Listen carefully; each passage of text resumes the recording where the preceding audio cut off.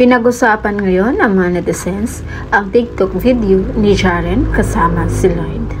Ang laki ng expectation ng mga Jarfiang fans na kasama si Fiang nina Lloyd at Jaren sa TikTok na yon.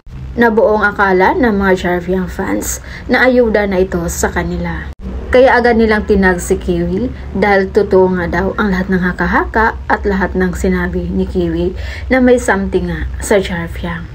Pero naunsyami ang sayang naramdaman ng mga Jarfiang fans nung sumabay sa kanilang TikTok si Fiang pero biglang hinila nito si JM.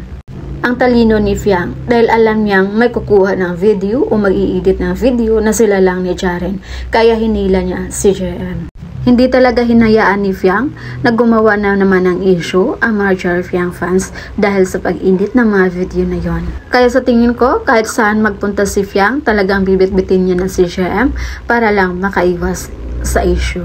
Lahat ng kilos at galaw ni Fiang, lalo na pag may kasamang lalaki, ay talagang ginawa ng issue ng mga bashers.